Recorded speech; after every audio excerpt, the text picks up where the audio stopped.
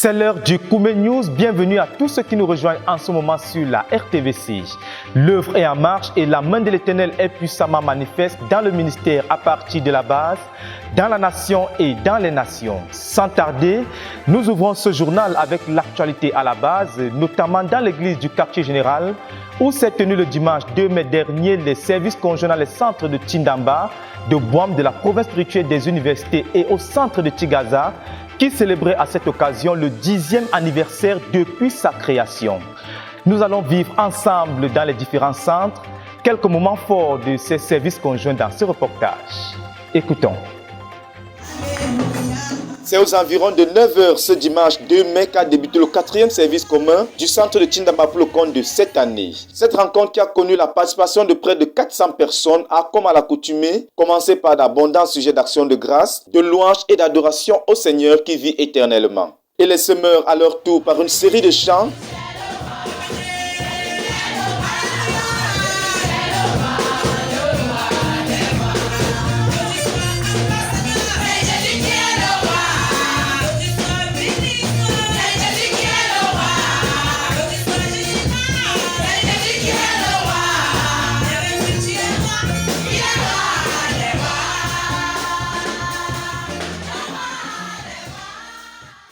n'ont pas manqué d'haranguer la foule qui les a par ailleurs accompagnés pour rendre davantage hommage avec des cris de joie et des danses à celui qui est assis sur le trône et qui vit au siècle des siècles.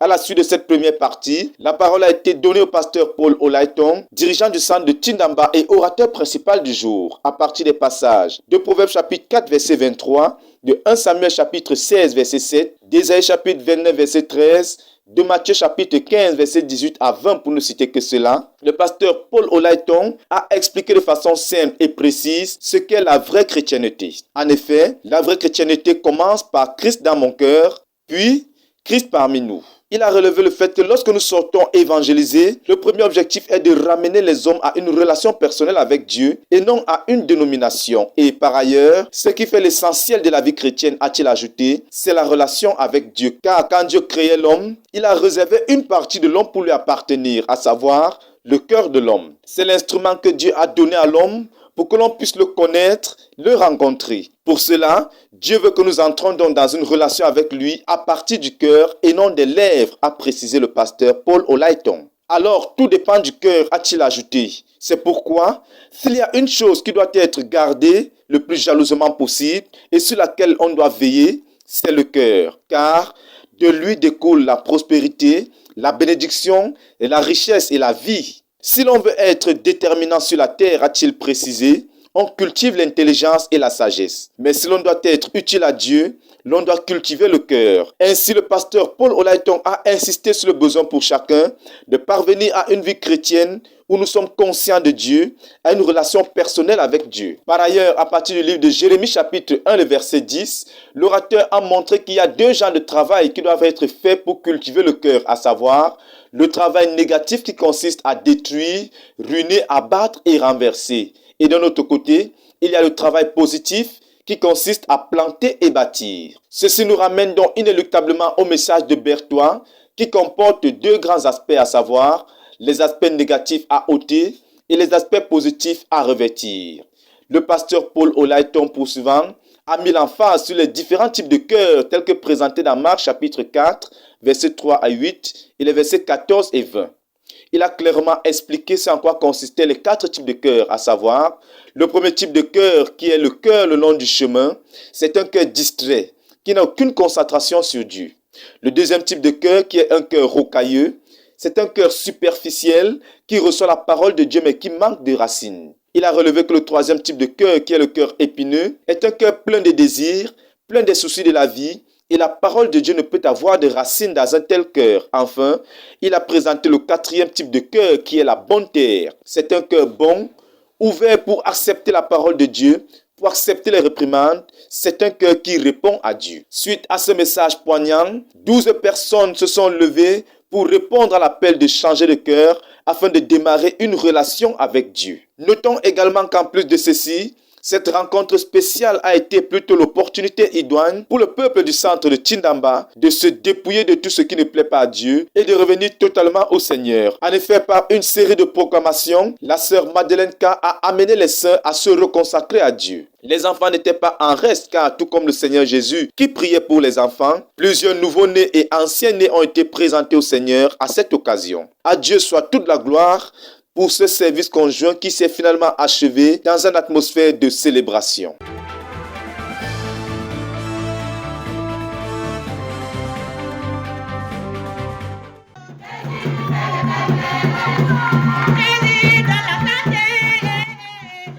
Le mouvement de réjouissance dans l'église du quartier général ce dimanche 2 mai s'est également étendu du côté du centre de Bouam qui a également tenu son service conjoint, il faut le dire. 300 personnes au nombre desquelles 180 enfants étaient présents à la rencontre. Vu l'effectif dominant des enfants à cette rencontre, la première partie du service conjoint a été consacrée pour les conduire à rendre ministère au Seigneur à partir de leur cœur d'enfant.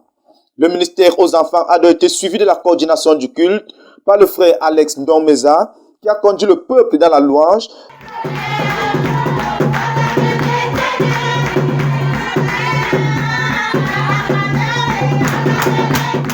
Les actions de grâce et les témoignages de la bonne main de l'Éternel agissant tout au long du mois d'avril.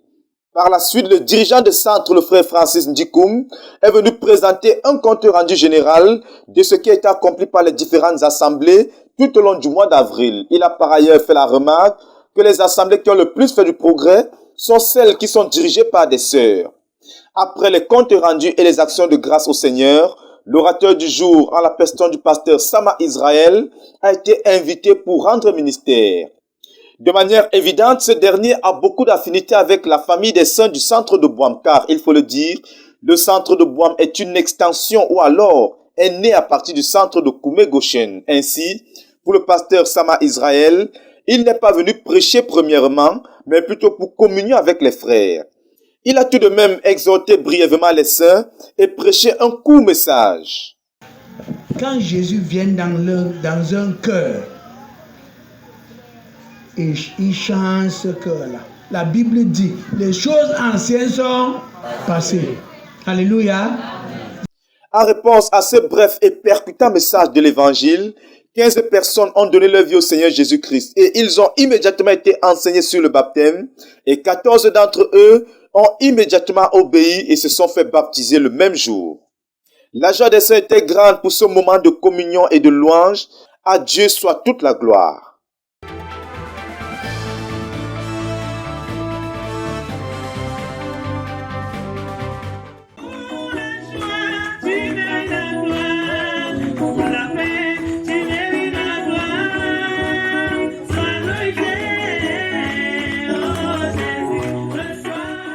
La province spirituelle des universités Antenne de Berthois a organisé son deuxième service conjoint de l'année ce dimanche 2 mai 2021. Au total, 215 personnes, étudiants, jeunes et enfants étaient réunis sur les espaces verts de la base des opérations des saints de ce centre.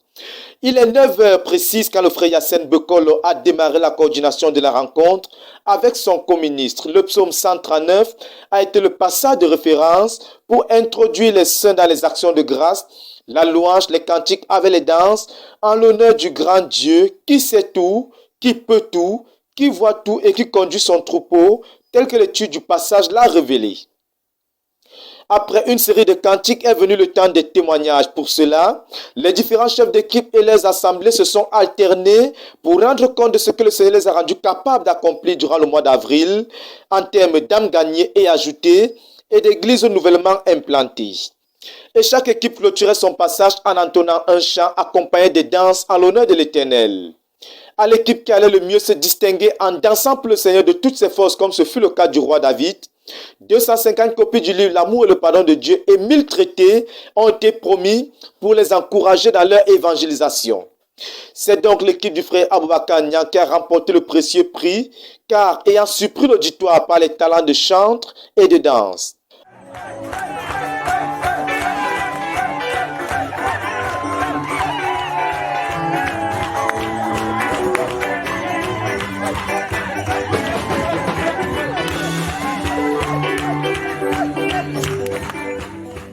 Un festival de louanges et de danse a par la suite été organisé sur la piste, les frères s'enchaînant les uns après les autres pour danser au rythme de la batterie. L'orateur du jour, le frère Jacques Cotier, a par la suite été introduit après les prières pour libérer l'évangile. C'est avec intensité que l'orateur a engagé les hostilités contre Satan à partir du livre de Romains chapitre 8 verset 32. Il a tout d'abord conduit toute l'assemblée à remercier le Seigneur pour le don de Jésus-Christ qu'il nous a donné et qui est venu pour nous bénir en détournant chacun de ses iniquités selon Actes chapitre 3, le verset 26. C'est là une véritable bénédiction car celui qui pêche est maudit, a précisé l'orateur. Et selon 1 Jean chapitre 3 verset 8 à 10, il a relevé que celui qui pêche a choisi Satan comme son père car péché, a-t-il ajouté, c'est un acte de mariage avec le diable. Pécher, c'est dire à Dieu que Satan est celui qu'on veut et celui qu'on aime. Et pour de telles personnes, leur destinée est connue, le lac de feu, c'est l'enfer. Satan a donc été maudit dans le jardin d'Éden et tous ceux qui coopèrent avec lui sont maudits et opèrent sous le jugement de Dieu. Et leur part sera le lac de feu selon Actes chapitre 21 verset 8. À tous ceux qui voulaient divorcer avec Satan et se donner au Seigneur, l'appel a été lancé et 27 personnes se sont levées pour venir à Jésus. Pendant que ces précieuses personnes étaient conduites à la repentance, l'assemblée, loin d'être passive, s'est tenue dans l'intercession en faveur d'eux pour une visitation divine. Après le message, les annonces ont été communiquées au nombre desquelles le jeûne missionnaire de 7 jours complets, accompagné de croisades de prière de 7 jours, lancé dans tout le ministère des jeunes à travers le monde, et un temps a également été pris pour mobiliser tous les saints pour les nuits de prière de la vision les mercredis avec pour objectif 100 membres de la PSU prenant part à la nuit de prière de la vision mercredi après mercredi. Pour cela, un extrait du livre s'élève sur notre vision portant sur la partie intitulée « Qu'est-ce que la CMC » a été lu pour donner aux jeunes croyants un aperçu de ce qu'est notre vision et de ce que Dieu attend que nous soyons en tant que membres de la CMCI. Le peuple a par la suite été béni dans divers domaines, les malades ont été guéris, les malédictions ont été brisées et les saints ont été plantés dans les desseins de Dieu pour leur vie. Et la bonne main de l'Éternel s'est puissamment manifestée. La prière pour la conquête de la ville de Berthois a été élevée. Une série de cantiques exaltant le roi Jésus ont été chantés, marquant la fin de la rencontre autour de 14h20. Un agapé et le partage de sandwich et du bon jus frais est venu donc marquer la fin de la rencontre. Et les saints sont retournés en leurs différents lieux, louant et bénissant le Seigneur. Le joint service qui s'achève a été une grande satisfaction. Le Seigneur a été présent, particulièrement dans la phase de la présentation des différentes assemblées de la PSU Berthois. J'ai abondamment été béni de voir comment Dieu est en train d'œuvrer à nous et que ces promesses qu'il nous a faites sont en train d'être réalisées. Il y a des assemblées qui ont débuté l'année étant en petit effectif, c'est-à-dire ils étaient 2 membres. Et ils ont achevé l'année avec 17 membres. Et nous avons vu la vie de Dieu dans les assemblées. Donc ça a été vraiment une bénédiction. À Dieu soit toute la gloire pour ce deuxième service conjoint de l'année 2021 dans la province spirituelle des universités à Berthois. Amen. Amen. Que Dieu vous bénisse. Que sa présence, sa puissance, sa gloire repose sur chacun d'entre nous. Qu'il vous bénisse et qu'il vous bénisse et qu'il vous bénisse.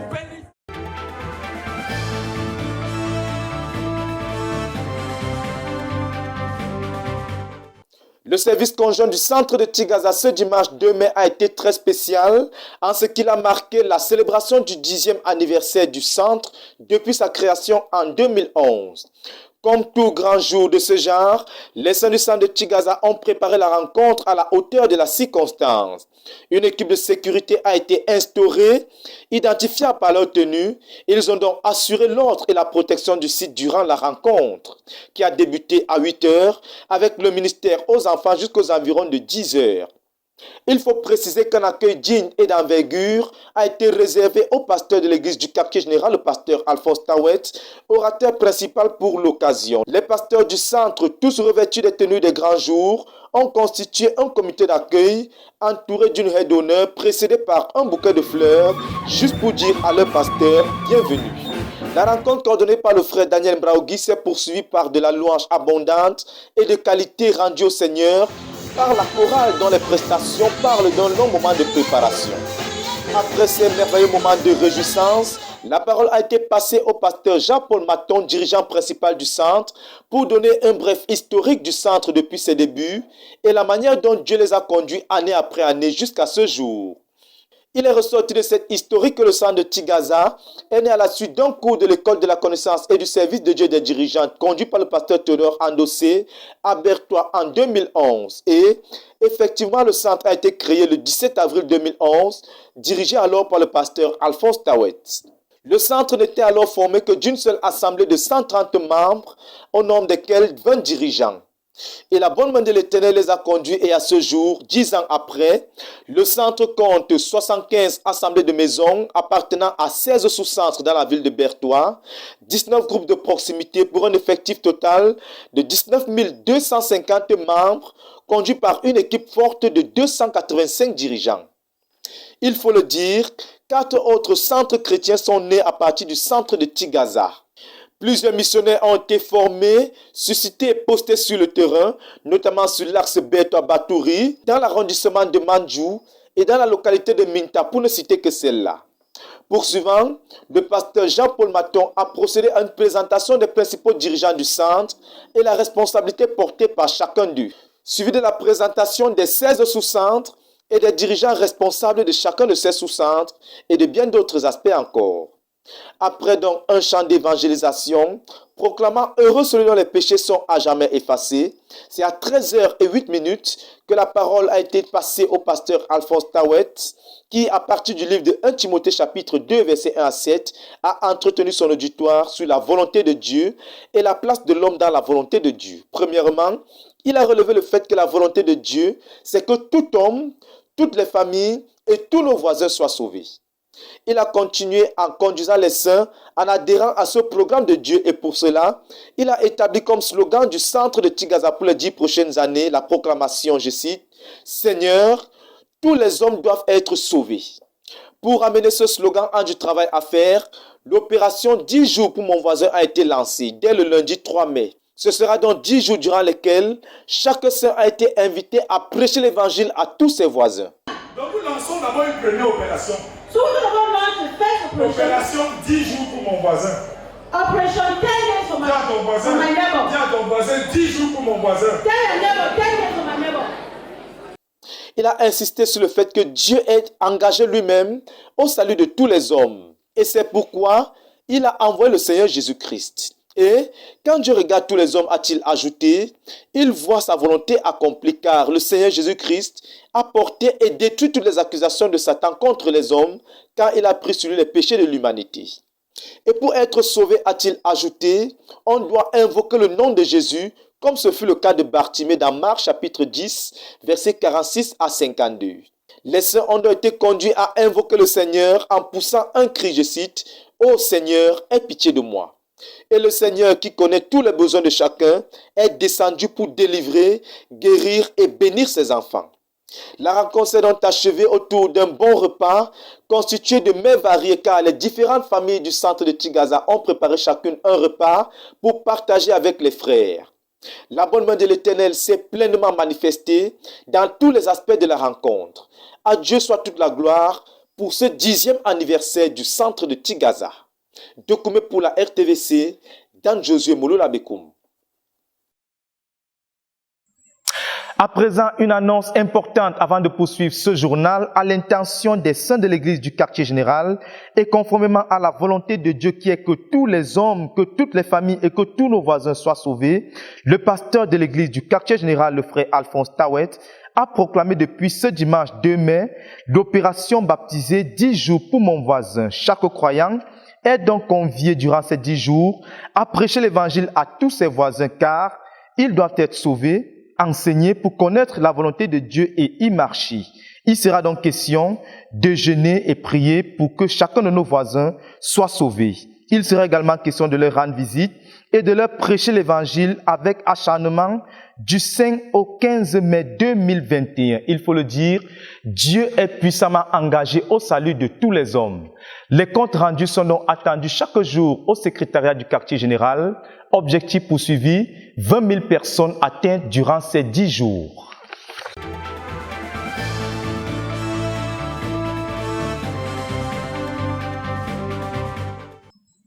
Nous poursuivons ce journal avec des nouvelles du quartier général, mais cette fois à la base de l'œuvre, où ont eu lieu ces 3 dernières semaines les 12e, 13e et 14e sièges de prière pour le compte de cette année. Notre reporter Jacques Potier nous amènera également du côté de Minta, où la jeune église récemment implantée et en pleine maturation a organisé son tout premier siège de prière le vendredi 30 avril dernier, suivant simplement le modèle qu'ils ont vu à partir du centre de prière et de jeûne pour la conquête du monde à Koumis.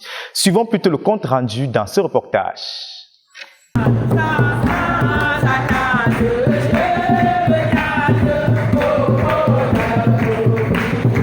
Le Centre de prière et de jeûne pour la conquête du monde a organisé ces 3 dernières semaines, respectivement, le 12e, 13e et 14e siège de prière de l'année 2021. L'objectif de chacune de ces batailles spirituelles d'endurance pour la victoire a été le feu d'or et son but de la phase 3. De manière plus spécifique, la sœur Esther et ses combattants ont tenu le premier dans le but de ramener le frère Théodore et son équipe à la base, sains et saufs après leur ministère au Nigeria, et de continuer aussi de le préparer pour sa retraite mensuelle avec les dirigeants de l'église de Yaoundé. Le second, quant à lui, a permis aux ouvriers de la prière de commencer à préparer le leader et son équipe pour le ministère au Gabon. Et pendant le dernier, les saints ont continué de veiller sur le leader pendant qu'ils sont en train de rendre le ministère au peuple de Dieu rassemblé au Gabon. Chacun de ces combats de la sœur Esther et son équipe a duré 24 heures au moins et a rassemblé respectivement 120, 107 et 118 participants de 6 localités. Chacun de ces sièges de prière a débuté par des proclamations tirées de la Bible ou des paroles prophétiques. Les attributs de Dieu le Père, Dieu le Fils et Dieu le Saint-Esprit ont fait l'objet des proclamations également. Il y a eu aussi, bien sûr, des chants de louange, des témoignages et des actions de grâce à Dieu. Durant chacun de ces combats, la sœur Esther a amené les saints à intercéder pour le leader, pour le voyage des participants aux différentes rencontres. Ils ont élevé à Dieu le ministère de la parole, les interprètes, les interactions entre le frère Théodore et les saints réunis et la présence manifeste de Dieu. Les soldats de la prière ont aussi crié à Dieu pour qu'il aide ses envoyés, aussi bien que ses enfants à chacun de ces rendez-vous, à veiller à leur intimité avec Dieu. Les ministres de la prière ont une fois de plus, pendant chacun de ces rendez-vous, combattu avec Dieu pour la protection de la santé physique du leader et la protection de la santé physique de toutes les catégories des dirigeants du ministère ainsi que leur relation avec Dieu.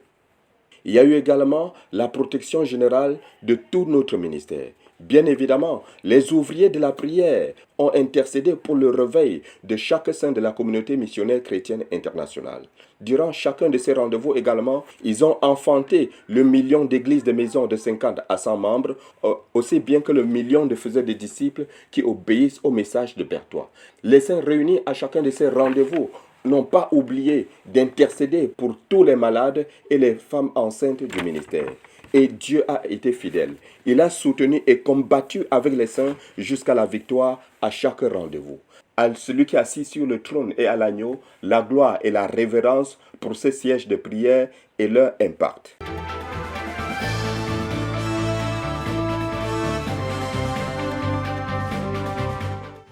L'église du quartier général est véritablement à un moment sur l'Ars Berthois au Bala, où l'opération de la conquête des 1000 localités se poursuit. Les nouvelles des localités de Minta et Nkoteng sont très encourageantes. En effet, du côté de Minta, la jeune église est en pleine maturation. Imitant simplement ce qu'ils ont vu à la base à Koumé au quartier général, les missionnaires sur place ont organisé le 30 avril dernier leur premier siège de prière d'une durée de 7 heures sous la houlette de la sœur Anne Minia, missionnaire numéro 2. Son fardeau a été d'amener les frères à prier pour les dirigeants du ministère et pour les missionnaires. La sœur Anne a donc conduit les frères dans la louange, la prière pour le frère Théodore Andossé et pour le pasteur de l'église du quartier général. Le frère Job Bamou, l'un des missionnaires en poste, a amené les saints à prier pour les missionnaires et pour le mouvement de la conquête des 1000 localités. La dernière articulation du siège était la lecture de quelques portions du livre Pensées révolutionnaires sur la prière, volume 1 et 2, ceci dans le but d'amener les frères à voir le besoin urgent de prier et de se saisir résolument de ces termes révolutionnaires pour prier. Au total, 15 personnes ont pris part à ce premier siège qui n'est que le début d'une longue série. En Cotin, où nous avons 2 centres chrétiens actuellement, les services conjoints ont été organisés ce dimanche 2 mai 2021. Dans le centre numéro 1, chez le frère Patrice, 80 personnes étaient rassemblées pour le culte commun. Dans le second centre nouvellement implanté, le frère Jacob Boris Njimbo, missionnaire sur le terrain, a exhorté les frères sur l'Église comme étant le corps de Christ. Et ici, c'est Jésus, n'est-ce pas? Amen. La partie ici comme ça, c'est Jésus. Amen. Toutes les directives du corps sont coordonnées par celui-ci, n'est-ce pas, non? Amen. C'est celui-ci qui donne, qui réfléchit, qui pense. La pensée est ici, n'est-ce pas? Amen. Et c'est celui-ci qui voit, n'est-ce pas? Celui qui sent, celui qui hume les odeurs, dont la tête-ci là, c'est Jésus-Christ. Amen. Amen. Amen. Donc, normalement, c'est Jésus qui doit diriger l'Église. Amen. Alléluia. Et cette rencontre a été également un moment de louange, d'adoration et de célébration. Document pour la RTVC, Jacques Koueché. A pris fin ce mercredi 5 mai en Dumbi, la 9e retraite de relecture des livres ZTF. C'était un programme de 10 jours de travail avec pour objectif embellir et perfectionner les 14 livres de la série des vainqueurs. Le frère Théodore Andossé, leader mondial de l'œuvre, a pris part à la retraite pour apporter la parole et la pensée de Dieu pour cette occasion. Jacques Coty. La 9e retraite des relecteurs des livres du frère Zach en anglais s'est achevée ce 5 mai 2021 à Dumbi. Environ 20 participants ont pris part à ces 10 jours de travail qui ont commencé le 25 avril dernier avec l'arrivée des relecteurs. Le but de cette session de travail était de continuer d'embellir, de perfectionner, de rehausser la qualité des 14 livres qui constituent les aides pratiques pour les vainqueurs. Chaque journée de travail a eu au programme la prière, suivi de la première session de travail, puis le cours de langue par le pasteur Roja Foté. Ensuite, il poursuivait avec une autre session de travail, puis le petit déjeuner. Ensuite, la 3e session de travail, enfin le souper et la prière. Ce qui fait en moyenne 10 heures 15 minutes de travail soutenu chaque jour. Le travail proprement dit a consisté à relire chacun des 14 livres imprimés par 3 personnes différentes avec des bics de couleurs différentes. Le pasteur Roja Foté étant chargé de passer en dernier après les 2 autres pour confirmer les corrections apportées ou bien pour marquer le livre comme prêt pour la publication. Chaque relecteur a aussi pris un jeûne partiel d'1 jour pour crier à Dieu pour un nettoyage systématique de chacun de ses livres. Le pasteur Théodore Andossé a été à ce rendez-vous pour encourager ses travailleurs. D'abord avec les nouvelles des champs de mission où il a été rendre ministère avec son équipe ces derniers jours, ensuite à partir des Écritures. En fait, il a tiré son mot d'encouragement de 2 Timothée chapitre 1 verset 14. Il a souligné que de ce passage, il y a 6 aspects du dépôt que nous avons hérité à recouvrir. En commençant par le message du frère Zach. Tous les messages, tous les enseignements du frère Zach à l'église de Yaoundé, au Cameroun, dans les nations à travers le monde, dans le corps du Christ tout entier, pendant près de 44 ans, que ce soit en cassette, dans les notes ou en vidéo, doivent être recouverts. Le frère Théodore a ajouté aussi que nous devons continuer à recouvrir le témoignage. Il nous faut un autre livre de ses lèvres sur l'intendance financière du frère Zach. Après le témoignage, c'est le dépôt de prières qui doivent être recouverts. Ici, nous aurons par exemple les prières faites pour l'église de Yaoundé, les prières faites pour l'église de Douala, les prières faites pour l'œuvre. Un autre domaine à recouvrir, c'est les hommes qui incarnent les domaines du ministère. Ce sont des modèles, des profils à donner à la nouvelle génération. Il y aura le recouvrement de son œuvre. Il s'agit dans ce cas de l'histoire des églises implantées par le frère Zach.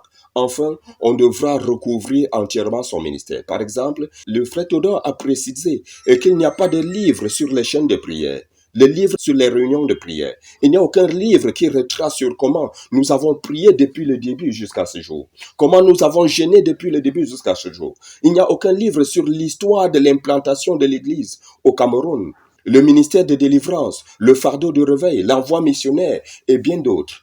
À partir de Romains chapitre 16, verset 22, le leader a proclamé, je cite, que tout ce travail, c'est pour vous. Vous êtes ses recouvreurs. Et les saints ont béni le Seigneur pour la grâce de les avoir choisis et appelés et établis comme ouvriers dans ce travail. Et que Dieu puisse donc susciter davantage de recouvreurs qualifiés pour le recouvrement immédiat de tout le dépôt qu'il nous a laissé à travers le frère Zach. De Koumé pour la RTVC, Jacques Koueché. Toujours à la base, précisément à Koumé, le frère Théodore Andossé a eu une rencontre spéciale le dimanche 25 avril dernier avec une nouvelle cuvée de dirigeants des groupes d'études bibliques universitaires et scolaires. Le fardeau de la conquête des universités a été communiqué à ces missionnaires estudiantins et ils ont été commissionnés à cet effet. Le reportage de Julien Abomo.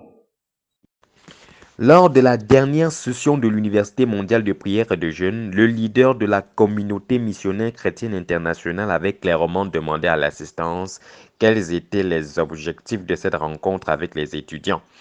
Outre le fait de susciter une nouvelle génération de co-ouvriers qui sera une semence pour notre œuvre et du son neuf pour notre vision, figurait en bonne position la pénétration de 1000 universités et grandes écoles, ainsi que 10 000 lycées et collèges d'ici la fin de la phase 3.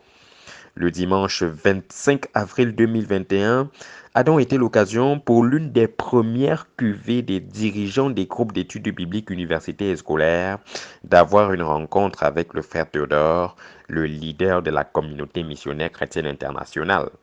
C'était l'occasion de communiquer à ces missionnaires estudiantins le fardeau de la conquête des universités, mais surtout de les commissionner pour cette tâche. Pour certains membres de ces études bibliques, c'était la toute première fois de fouler le terrain du quartier général de la CMCI. À l'évidence, près d'une trentaine de groupes d'études bibliques universitaires et scolaires étaient représentés non seulement par leurs dirigeants principaux, mais aussi par quelques membres dits clés. C'est donc naturellement avec un chant mythique des Is Among Us, There are victories to be won, que rappelait à quelques-uns les célèbres ambassadors que le leader fera son entrée dans la salle. On pouvait lire sur les visages des jeunes et des étudiants réunis dans cette salle la joie d'être en contact avec le leader et de pouvoir recevoir de lui ce qu'il fallait pour pouvoir commencer et conquérir les universités et les grandes écoles pour Christ. Le frère Théodore, en prenant la parole devant ses étudiants, a d'abord commencé par décrire le contexte dans lequel le monde évolue actuellement. Les temps difficiles, des temps difficiles. Lorsque les temps sont difficiles, il y a des opportunités.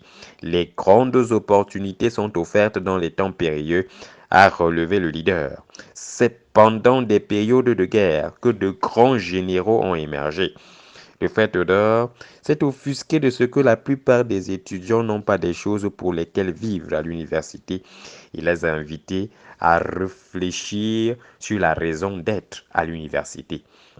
À partir du psaume 91, le frère Théodore a répété que ce sont les mauvais temps qui façonnent des grandes carrières. Et avec la situation actuelle de fermeture de frontières et de pandémie, de grandes opportunités s'offrent. Dans le livre de Luc, au chapitre 1, verset 80, le leader a partagé deux choses à partir de ce livre, notamment sur Jean-Baptiste. Il a dit qu'à propos de Jean-Baptiste, il avait une vie secrète de 30 ans. Il a eu une vie dans l'ombre pour bâtir des racines en préparation au jour du ministère public. Toute personne qui se prépare bien dans le secret aura un jour où il devra se manifester, aura un jour où il devra se révéler, a souligné le leader. Paul s'est préparé pendant 14 ans, Jean-Baptiste pendant 30 ans.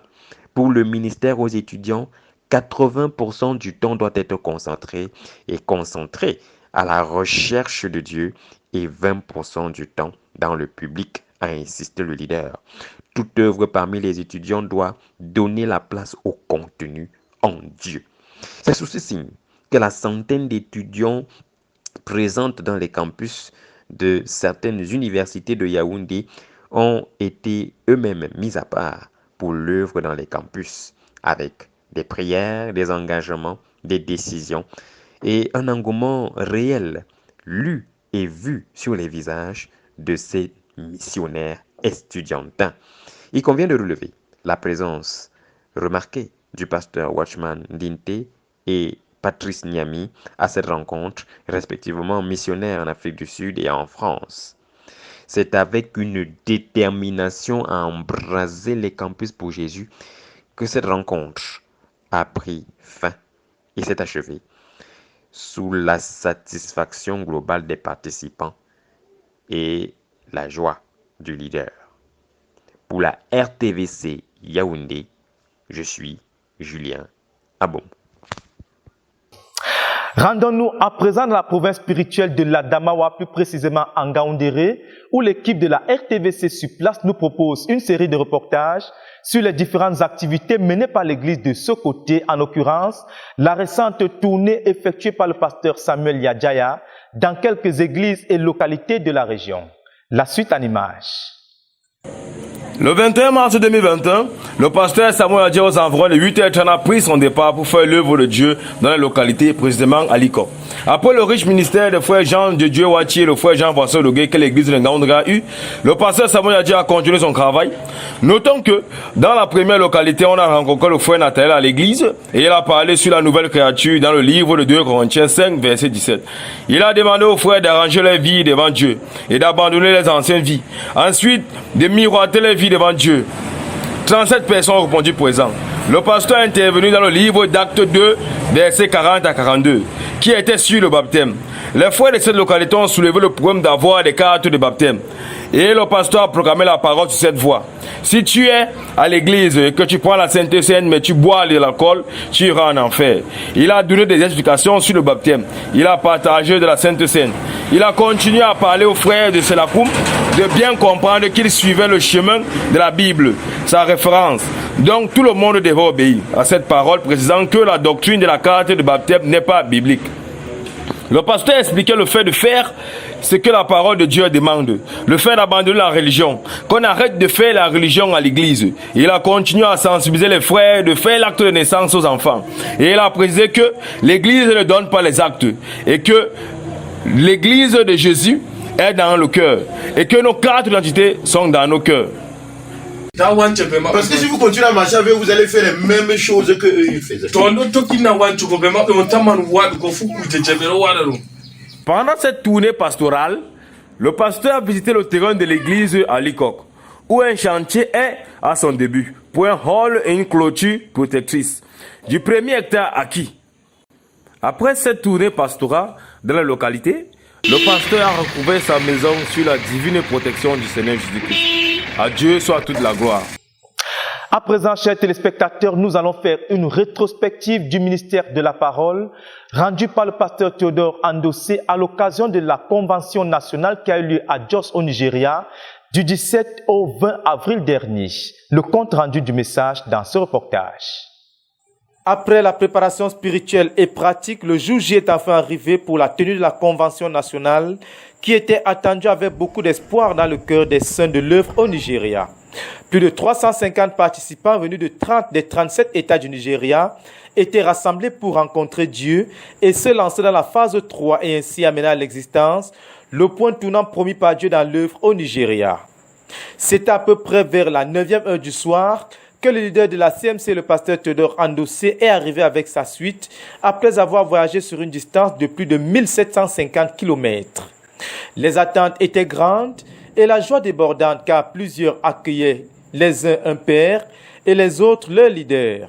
La rencontre de ce fait a donc revêtu un caractère d'un conseil de famille. Après avoir remercié Dieu pour la protection pendant le voyage et la joie de se retrouver, le leader a pris le temps de partager brièvement les témoignages sur ce que Dieu est en train de faire dans notre œuvre, notamment les explosions dans la partie nord du Nigeria où l'évangile a été prêché dans 8 mosquées et dans l'une des mosquées, tous ceux qui étaient présents se sont levés pour recevoir le Seigneur Jésus-Christ.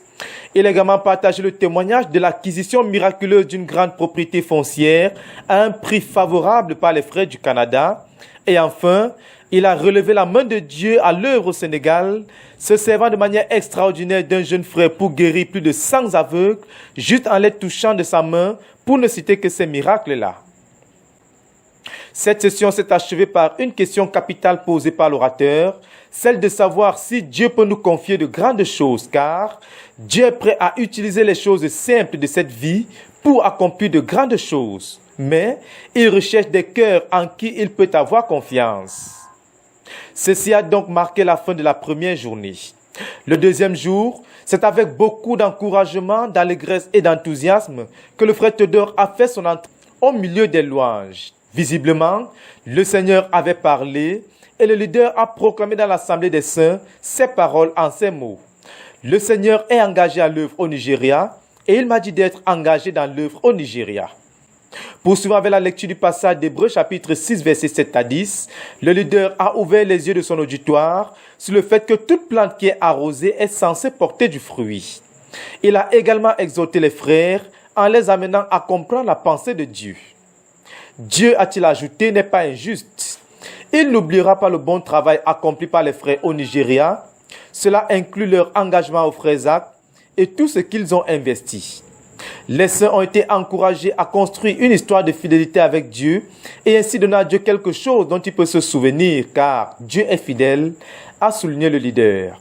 Sur ce, le frère Théodore Andossé a ressorti à partir du livre de 1 Thessaloniciens chapitre 4, les versets 1, 9 et 10, deux pistes au travers desquelles on peut fournir à Dieu ce dont il peut se souvenir. Premièrement, exagérer ce qu'on a appris à l'école de l'homme et deuxièmement, exagérer ce qu'on a appris à l'école de Dieu. De là, il a ressorti une définition simple de la distinction qui n'est pas la manière dont quelqu'un fait fonctionner ou réussir quelque chose, mais plutôt la mesure jusqu'où on fait quelque chose encore et encore jusqu'à ce que cela nous caractérise. Ce n'est qu'après un long moment d'encouragement que le leader a introduit le thème de son enseignement à cette convention, savoir bâtir une église victorieuse au Nigeria, basée sur le modèle de l'église à Césarée. Le frère Théodore a relevé que son fardeau peut être résumé en deux points majeurs, à savoir le travail du cœur et le travail à la maison ou dans les familles. En d'autres termes, Christ dans le cœur et l'église à la maison. There is work to be done in the home. We have to build the homes because that's where our pastors come from, and that is where our churches come from. Well, so in our ministry, everybody who has believed is built to live out his faith. Every believer in our ministry will serve the Lord by being a priest. And being a priest means that you represent people, that you carry people in your heart. That brings us down to the walk in the home, the people that you are carrying. La question de l'église à la maison a été mieux comprise au travers d'une synthèse en 4 points basée sur l'étude de l'église à Césarée, à savoir l'œuvre de Philippe en Césarée, l'œuvre de Pierre en Césarée, Paul en Césarée et le cas de Mnason, tout ceci présentant l'église à Césarée comme une église riche et mature et également son débordement vers Jérusalem.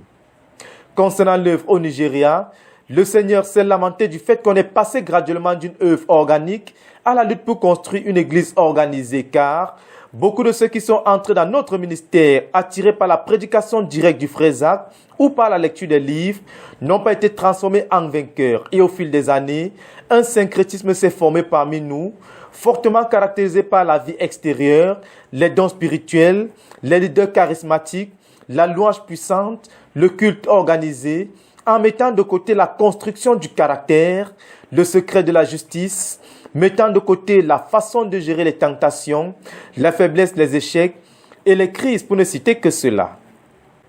Le leader a clairement démontré à partir des Écritures que Dieu déteste les mélanges quand il dit « tu n'amuselleras pas un bœuf avec un âne. Deuxièmement, tu ne planteras pas deux sortes de semences sur la même parcelle de terre. Et enfin, tu ne vas pas mélanger deux tissus différents sur la même robe, car le lin et le coton ne peuvent pas aller ensemble, a ajouté l'orateur. Un appel solennel a donc été lancé par le Seigneur aux frères dans notre œuvre au Nigeria par la voix du frère Théodore, les appelant à revenir au travail du cœur et au travail dans les maisons. Christ dans le cœur et l'Église dans la maison. En fait, le Seigneur a clairement indiqué que le nombre total de frères dans l'œuvre au Nigeria est assez grand pour créer une révolution dans la nation, et avec un sens d'urgence, un appel a été lancé aux saints à devenir des experts en aidant les gens à travailler sur leur cœur pour être approuvés, et des experts en aidant les gens à vivre la simplicité de l'amour de Christ, expérimentée dans les maisons, et qui produira la simplicité et la sincérité dans une église où Christ est la tête. Le troisième jour, l'enseignant le frère Théodore, utilisant l'allégorie du travail des agriculteurs à partir des passages d'Osée chapitre 10 verset 12 et de Jérémie 4 verset 3, a expliqué que le travail du cœur se fait en deux étapes principales. Le défrichage et le labour de la terre, qui ici est représenté par le cœur, et les semailles de la justice après que les épines aient été enlevées. Il a mis en lumière à partir du livre de Jérémie chapitre 1 verset 10 ce qui rentre dans le travail du cœur. Notamment, il a relevé que 70% est le travail négatif qui consiste à arracher, démolir, détruire et renverser, et 30% du travail sur le cœur est le travail positif qui consiste à construire et planter. C'est cela que le Seigneur a donné aux frères Zach comme le résumé de sa vie d'obéissance et que nous appelons aujourd'hui le message de Berthois. Le message de Berthois est donc un programme de croissance pour faire d'une personne nouvellement convertie un croyant mature. Il résume le programme de Dieu pour construire une personne, a expliqué le leader. Avant de poursuivre avec le travail dans les familles, le frère Théodore a récapitulé la stratégie qu'il entendait adopter pour conquérir le Nigeria et ainsi accomplir le but qui est de produire 100 dirigeants principaux dans chacun des 36 États et dans la capitale fédérale, ce qui constitue pour lui une dette à l'égard de l'œuvre au Nigeria. Il sera donc également question de susciter 1000 missionnaires nationaux postés dans les différentes circonscriptions administratives qui à leur tour doivent susciter 100 dirigeants chacun qui implanteront chacun 100 églises de 50 disciples chacune, ce qui portera l'œuvre au Nigeria à un effectif de 50 à 100 millions de disciples en très peu de temps, a expliqué l'orateur. Finalement, le leader a amené son auditoire à considérer le travail dans les familles et pour cela, il a clairement démontré à partir des Écritures que Dieu n'a pas l'intention de sauver seulement des individus isolés, mais le salut d'un individu, a-t-il ajouté, n'est qu'une porte d'entrée pour le salut de la famille. Dieu a donc prévu le salut pour des familles entières. C'est en cela que Dieu a appelé Abraham à être une bénédiction pour toutes les familles de la terre. Ainsi, dans les desseins de Dieu, l'unité sociale de base destinée au salut, c'est la famille, le foyer. C'est donc par ces paroles et beaucoup d'autres encore que le frère Théodore a invité les saints à l'œuvre au Nigeria à devenir une église victorieuse comme l'église à Césarée, qui était une église stable, mature et surmontant les obstacles, qui s'est renforcée au fil du temps et n'a connu aucune période de recul ni de régression. Riche en hommes et en finances, et bien que silencieuse dans ses opérations, le travail de l'église à Césarée couvre presque 8 chapitres de la Bible. C'est également là un résumé de l'œuvre de Philippe l'évangéliste qui s'est installé à Césarée comme pasteur résident et a construit une église homogène. Il faut le dire, la convention a été suivie au travers des ondes par la RVC Online et 2479 auditeurs de 120 nations ont suivi l'événement et au travers de la chaîne YouTube, 14 030 points d'écoute ont été enregistrés dans 34 nations. À Dieu soit toute la gloire pour cette convention qui marque un point d'explosion de notre œuvre au Nigeria. C'est un compte rendu de Moses Mba depuis le Nigeria, traduit et lu pour vous par Dan Josué Boulou-Labekoum.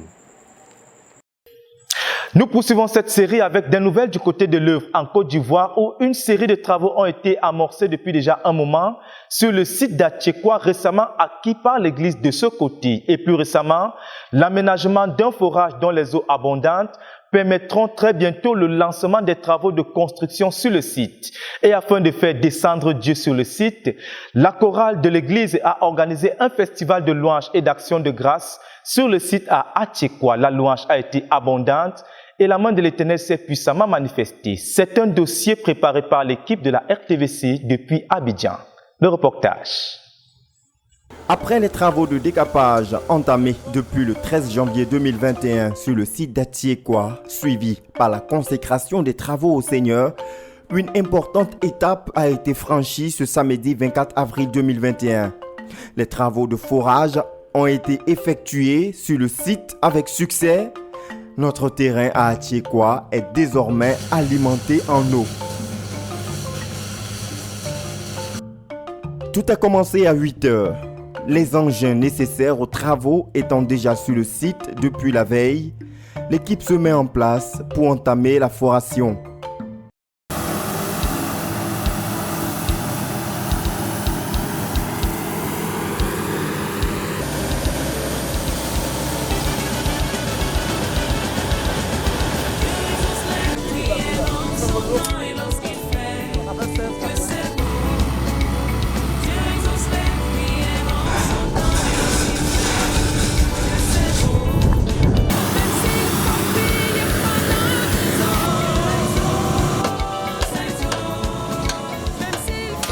Doumanaï Manisk, ingénieur hydraulique, nous explique les étapes et les implications de ces travaux.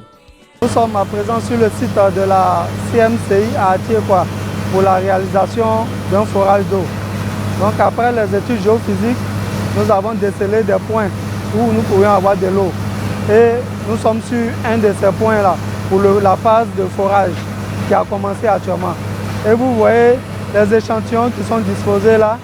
C'est des échantillons qui représentent 1 mètre et qui sont déposés par mètre de forage, par mètre foré. Donc à chaque échantillon correspond 1 mètre. Et nous pourrons avoir aisément la lithologie du forage et savoir à quelle profondeur nous aurons de l'eau et aller dans quel échantillon. Pendant que le forage suit son cours, c'est le lieu pour le pasteur Isidore Kouadio, responsable des projets infrastructurels de l'église, de situer le contexte et l'importance de ces travaux de forage. C'est une joie pour nous. On a pris des rendez-vous qui n'ont pas pu tenir, mais aujourd'hui, nous sommes heureux de voir cette équipe sur le site.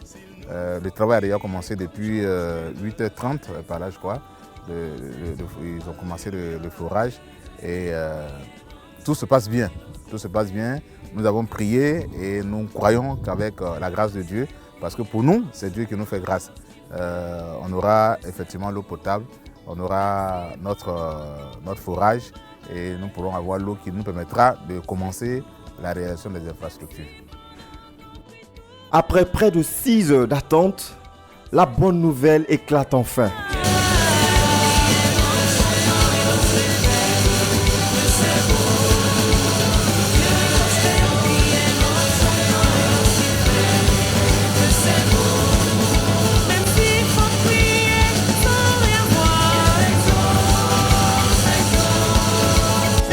À 45 mètres de profondeur du sol, l'eau est trouvée.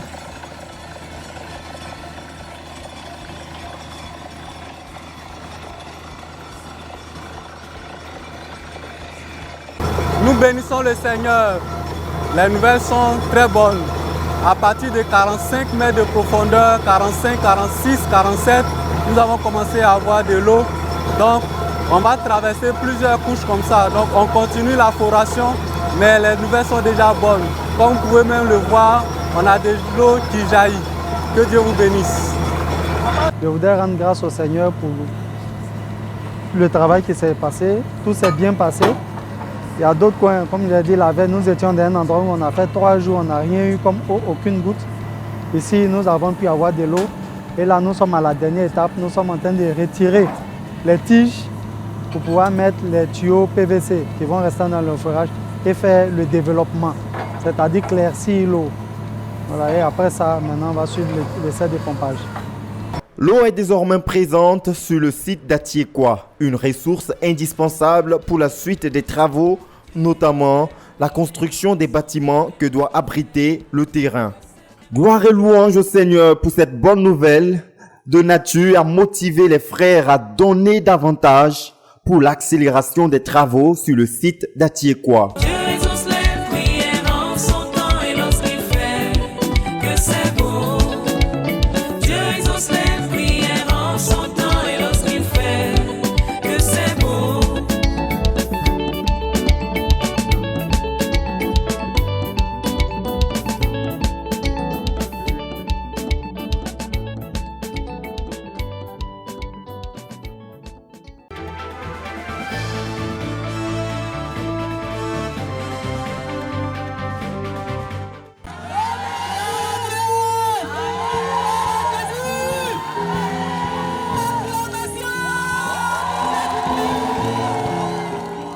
Les Semeurs ont offert un festival de louanges et d'action de grâce au Seigneur sur le site d'Atiekwa ce dimanche 25 avril 2021.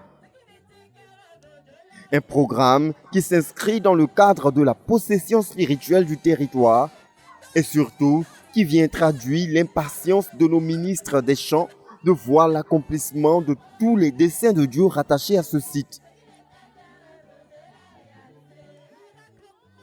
C'est aux environs de 15 heures que les premiers cas sont arrivés sur le site. Bâches, instruments de musique et sonorisation étant déjà installés depuis la matinée. Le décor étant bien planté, la sœur Carole Babatunde, dirigeante de cette armée de ministres de la louange et des actions de grâce, indique le message principal que symbolise cette réunion. Bientôt, ici, ce sera que nous rendrons toutes sortes de ministères. Nous sommes venus aujourd'hui pour dire, Seigneur, nous ne sommes pas des ministres de l'estrade. Nous sommes venus pour dire à Dieu, tu es l'objet de nos louanges. Que ce soit à Djamé, à notre siège, dans nos assemblées, que ce soit en petit nombre. Seigneur, tu restes mon seul auditoire. Tu restes mon premier auditoire. Les autres sont juste le débordement de mon ministère privé à Dieu. Ce festival de louanges et d'action de grâce est un indicateur du fait que les Semeurs sont avant tout des ministres appelés à rendre ministère à Dieu dans le secret bien avant de le faire devant les hommes. Ce festival de louanges et d'action de grâce avait donc comme seul auditeur le Père Céleste. Et c'était ce message que les Semeurs sont venus traduire par ce programme exceptionnel. Dans le déroulement du programme, chaque équipe constituée à partir des plus de 300 Semeurs qui ont participé à ce programme effectue une marche d'action de grâce et de prière en langue en faisant le tour du site. Après quoi, chaque semeur a proclamé les noms et les attributs du Seigneur révélés dans le livre d'Apocalypse. Seigneur Jésus, tu es le saint, le véritable, celui qui tient la clé de David, celui qui ouvre et personne ne fermera, celui qui ferme et personne n'ouvrira. Apocalypse 3, verset 7. Amen. Amen. C'est après ces proclamations que s'est ouvert le concert de louanges et d'action de grâce adressé au Seigneur.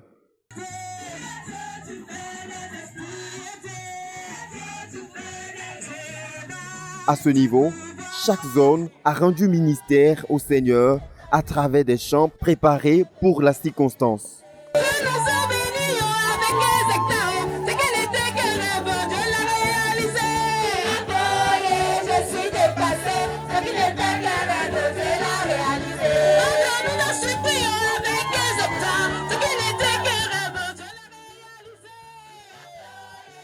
Des chants renforcés par des pas de danse qui traduisaient l'allégresse de nos ministres de la louange, le tout renforcé par des jeux d'instruments harmonieusement et artistiquement exécutés.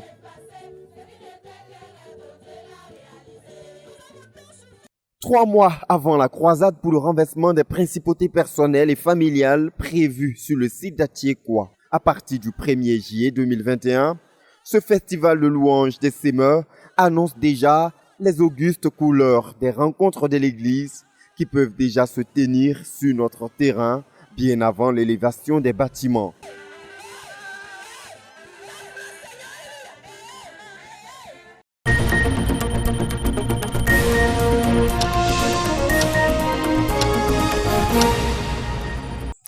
Tout de suite, avant de refermer ce journal, nous vous proposons un extrait du journal de la télévision nationale gabonaise relatant la cérémonie de lancement officiel de la Hope Clinic Proxel. Écoutons plutôt. Poursuivons avec la page santé de ce journal avec le lancement ce matin des activités de la clinique de l'Espoir et de l'Espérance située dans la commune d'Ovando. La cérémonie relative s'est déroulée en présence de plusieurs invités de marque, dont le gouverneur de la province de l'Estuaire, Marie-Françoise Dikumba. On fait le point avec Gabriel Guillain, les mamies et Lubestar, les Nyongo. La commune d'Ovendo s'enrichit à nouveau d'une structure hospitalière avec notamment le lancement officiel des activités de la clinique de l'Espoir et de l'Espérance du ProCCL, une œuvre de la communauté missionnaire chrétienne internationale du Gabon qui ambitionne offrir des soins de qualité, toutes pathologies confondues, aux populations gabonaises du Grand Libreville.